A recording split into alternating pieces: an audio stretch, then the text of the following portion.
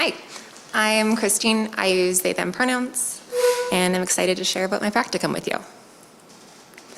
So providing safe, supportive, and client-centered abortion care to all who need it is a monumental task.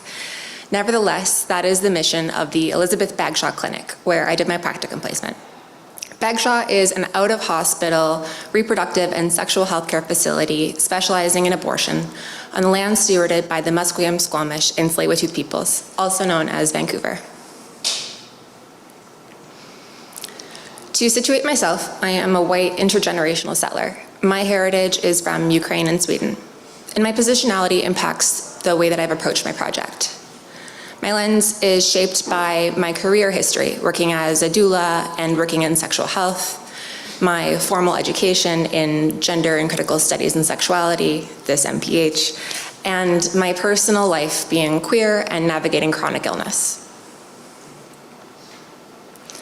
My projects at the clinic focused on developing processes and policies that address inequitable barriers to quality care and promote population health.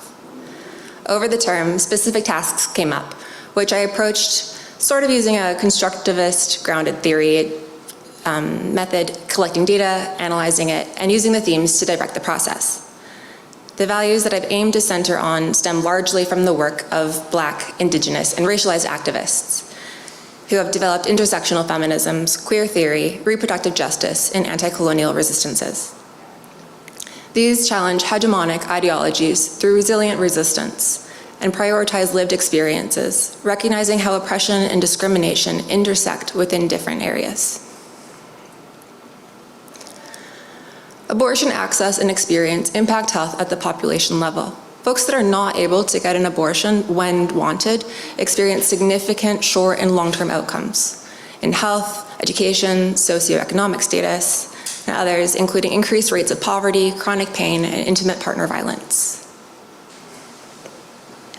We also know health outcomes are improved by providing accessible, quality, culturally sensitive, and trauma-informed care. So at Bagshaw, I learned there's not a requirement to keep track of the number of people turned away from care or that request accommodations like financial support. Yet the way that patients are represented in data shapes what can be addressed at the organizational level. To address this gap and work toward health promotion, I was led by the questions: what are the barriers to quality care at the clinic? Who experiences them, and how can they be addressed? To learn about the patient population, I used a variety of sources.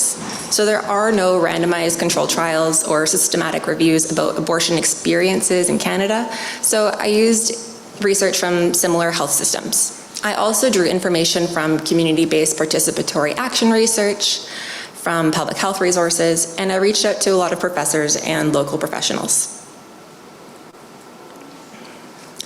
So here I've arranged the research findings that are applicable to the clinic and sorted them according to my guiding questions.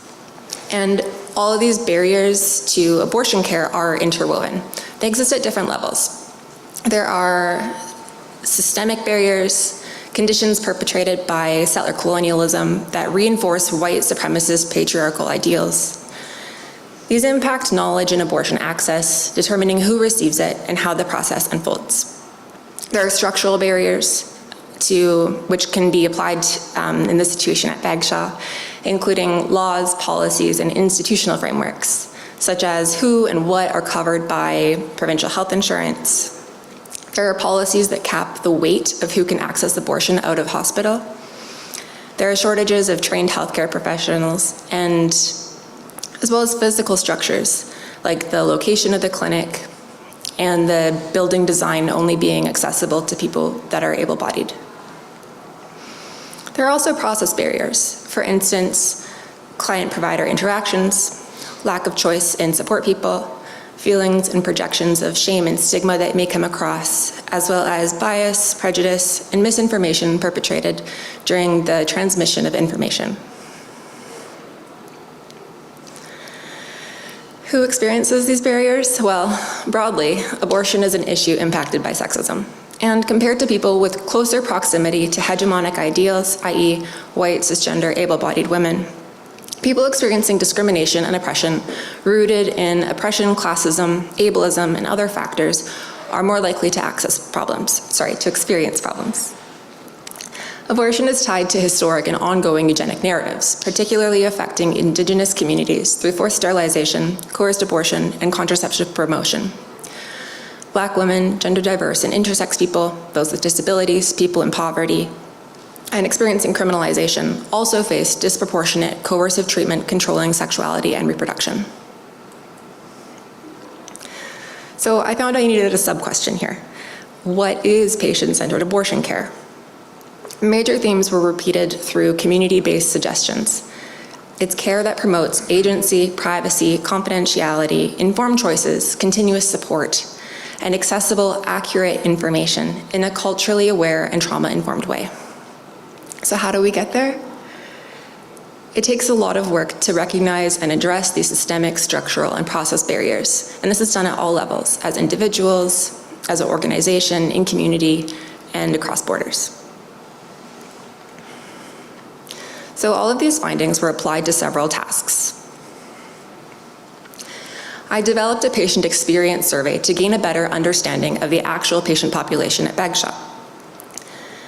These will be used to compare internal performance measures beyond the mandatory clinical reporting, to pinpoint areas for improvement and celebrate where staff are succeeding.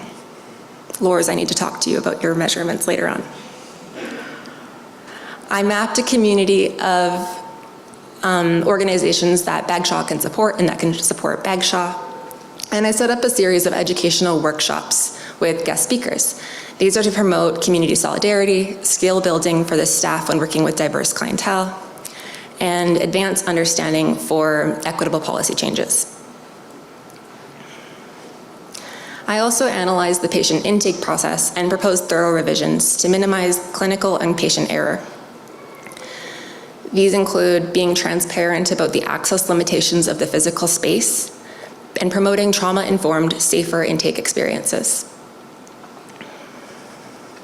Most of my time was spent on another output, developing policies for informed consent and language translation and interpretation. Both policies had some form of existing draft, but needed significant updating to meet stakeholder needs. They impact health service delivery, resource allocation, and potentially the health of the patient population and beyond. I use this opportunity to build on basic requirements, using the policy as a site of restoration, trying to promote health equity and instill trauma-informed, patient-centered care practices. Applying this research to the elements was an iterative process of learning and shaping interventions to address facilitators and barriers to care, to improve patient experiences with attention to multi-stakeholder needs. Routine processes like completing a medical intake form or finding the basic requirements for health policy are not always critically approached to examine whose knowledge and experiences are being prioritized. But without intentional evaluation, they can reiterate implicit bias and contribute to health barriers. In hindsight, I initially overlooked the importance of strategizing implementation barriers within the clinic, viewing it as outside my direct role. But I now understand the importance of this work being done as a collective. The rapid changes proposed during the practicum necessitate personal connection and localized evidence to enhance stakeholder willingness to adopt these findings. This quote describing respectful care stood out to me. Dignity, privacy, and confidentiality ensure freedom from harm and mistreatment and enable informed choice and continuous support. The staff at Bagshaw do their work because they care deeply. I am honored to have been a part of increasing awareness and influencing conditions for equitable health. And I am glad that I will have further opportunity to continue as I have been hired by the clinic as a contractor for equity-centered policy management. It's been an incredible, challenging experience. Thank you.